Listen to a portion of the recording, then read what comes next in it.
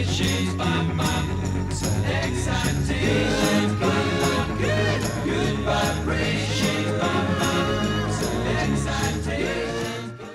Hello and welcome to soccercoachingblog.com. This is the latest episode of our Soccer Coaches show, and a beautiful day. I thought I'd bring you down to where I start my day every day here in Los Angeles. In front of me I have the Santa Monica Pier, and behind me we have the Pacific Ocean and the beach at Malibu. Just wanted to welcome you again. My name is Paul Walmsley here at the soccercoachingblog.com, and just wanted to give you an update of what's been going on here at the website.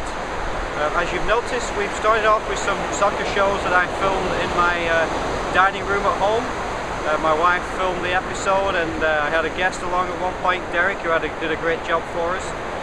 We then interviewed a number of prominent coaches, Coach Ralph Perez from the University of Redlands, and then Coach Dean Wurzburger, who just retired from 19 years at the University of Washington, followed by Carlos Juarez, recently the assistant coach at Chivas USA, and a very prominent local college coach as well.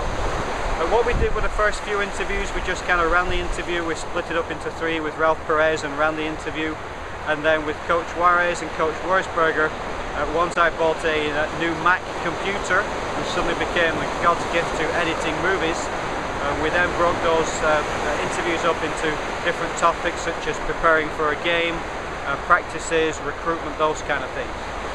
What I'm trying to do here at the blog is to create a community, a soccer community that's interactive, and I found with those interviews they kind of were just almost like a lecture and there wasn't a lot of feedback, so I want to change our format a little bit. We're going to continue to interview prominent coaches because we got a lot of great advice and great help from Ralph Perez, Dean Wurzburger and Carlos Juarez, so they did a great job for us at the blog. But instead of just producing a video and leaving it there on the web for you to watch, I'm going to cut it, edit it and build it into the Soccer Coaches show.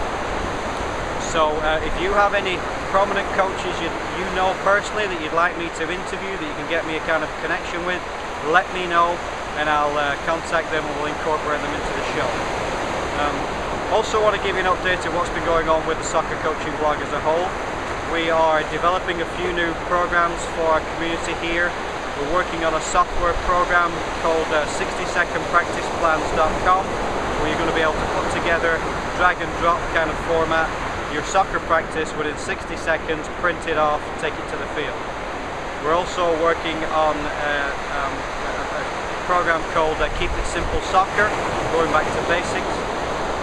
And we're also encouraging our coaching community, we're going to demonstrate that today, to obviously leave us comments and questions, typewritten posts on the blog, but we want you to also send in a video question that then we can edit and put into the show.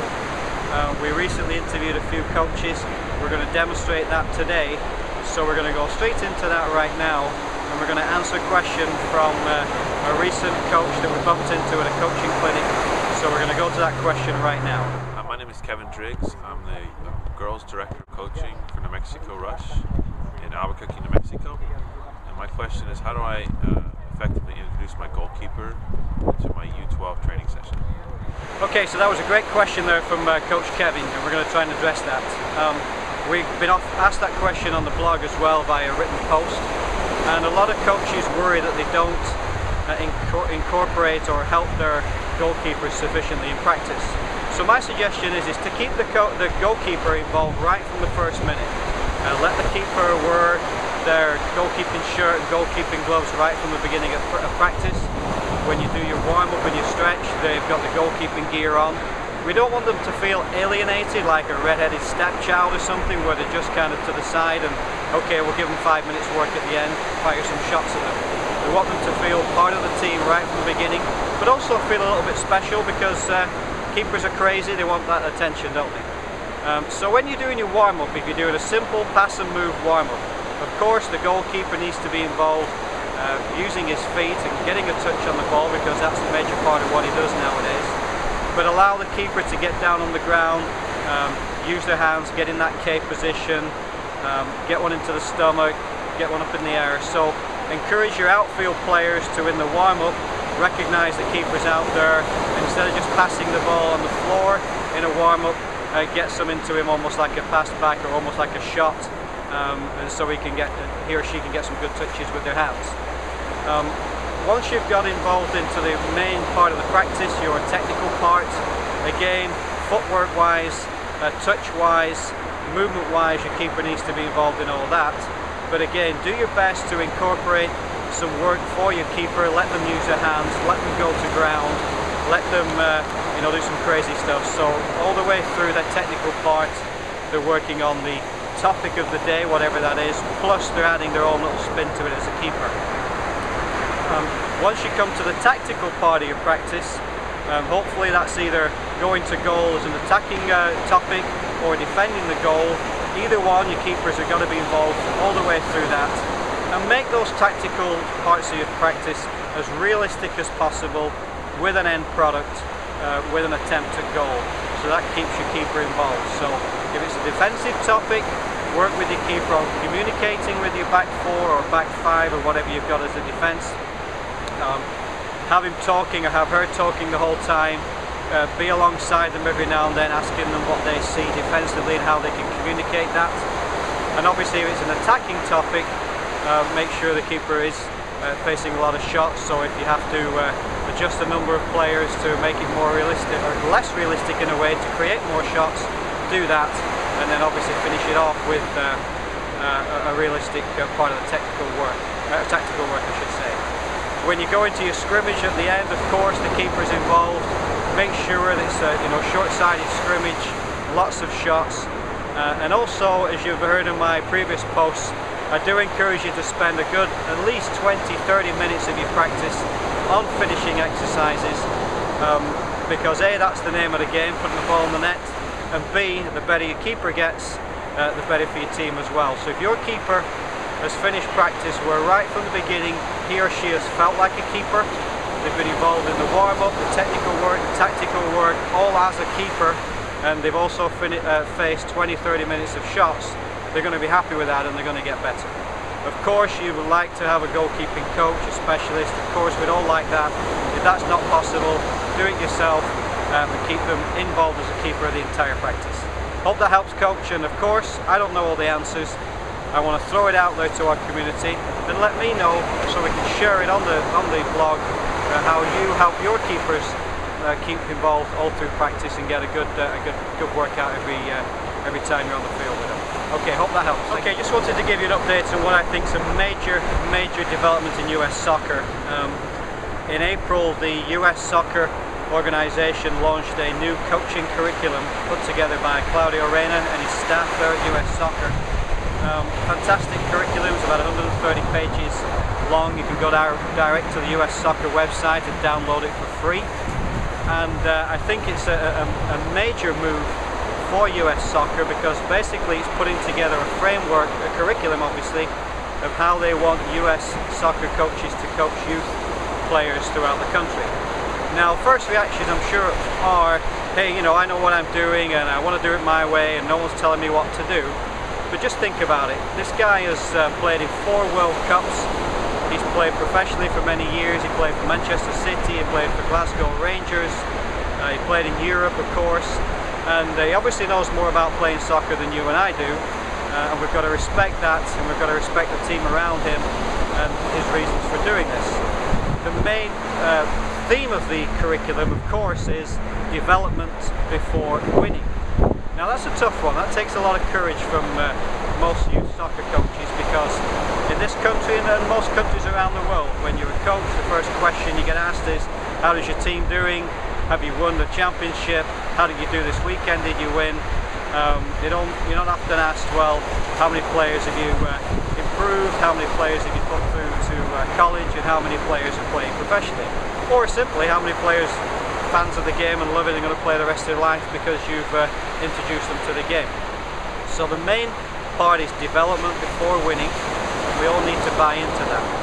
If you go on the internet, of course, there are a million different soccer drills, soccer training programs, ideas on what you should do as a coach, how you should format a practice. On my blog, just to the side here, I have a free report that I wrote almost 2 years ago on how to put together a practice. So we all have our own ideas, but I think it's important that we buy into this curriculum from US Soccer.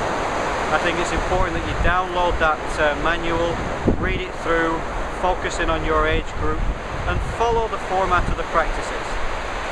Why reinvent the wheel? Why do things different? Let's get on the same page, follow the format, ask questions about it, and build that into what you're doing in your practices. And I think if you do that, and your fellow coaches do that, and your club does that, and we all get on that same page, we all sing the same hymn, I think it's going to be fantastic for soccer here in the US. So we're going to use that curriculum as our format when we talk about practices. We're going to build upon that. We're going to give examples and demonstrations of what we think we should include. But we're on the same page. And please, again, that's my view.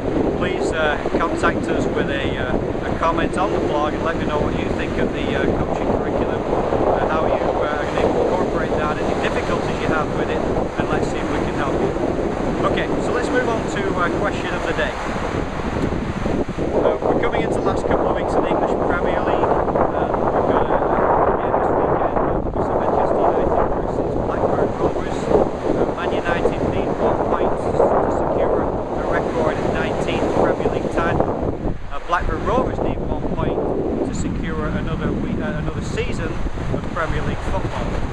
And anybody who knows the rivalry between Blackburn, my hometown, and Manchester knows it's going to be an incredible game this weekend.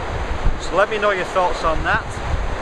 I've got every finger I own crossed. I'm tense all out through my body. It'd be unbelievable for Blackburn fans if we could steal a point on Saturday and stay up. Even better if we could win the game so that Man United have another week of worry before they can win the Premier League title. So I am nervous about it. Blackburn have a history of blowing it against Man United. Man United have a history of getting lucky against Blackburn, so it's going to be an interesting game. The question of the day actually is at the opposite end of the table regarding relegation. There's about 6 clubs involved: Wolves, Wigan, Blackburn, Blackpool, Birmingham, West Ham. Those 6 teams now are really worried about the last 2 games of the season, and I want to know from you who you think is going to be relegated. My pick, and you can go back to the blog in August of last year when I posted this, I predicted Wolves, Wigan and Blackpool would be relegated. So I hope to God that Blackburn don't get relegated, because I think if they do get relegated, that'll be the end of them. There'll be a Charlton or a Leicester or a Southampton. We'll never see them again in the Premier League. So question of the day, who do you think is going to get relegated? And we've got 2 weeks to find out. So just wanted to summarise now what we've done today. We've given you an update of the Soccer Coaching blog, what we're working on. We've answered a coach's question, and I really want you to find 30 seconds to video your question, email it to me at info@soccercoachingblog.com. I'll demonstrate my newfound computer wizardry and we'll incorporate it into the show. Download US Soccer's curriculum, read it through, feedback to us what you think, and keep an eye on the Premier League, keep an eye on all the big leagues around Europe right now, around the world, as they're coming to the climax. And again, I want to thank you for visiting soccercoachingblog.com, watching our Soccer Coaching show. Please spread the word. Again, use the social network buttons above on Facebook, Twitter, send emails out, become a fan of ours on Facebook, follow us on Twitter. Please spread the word. The more of you can get involved, the more comments, the more feedback, the more input, the more expertise, the better this is going to be for all of us. So again, this is Paul Walmsley with the soccercoachingblog.com. I want to thank you for stopping by, and let's talk soccer. Good vibrations, bam, bam. Exciting.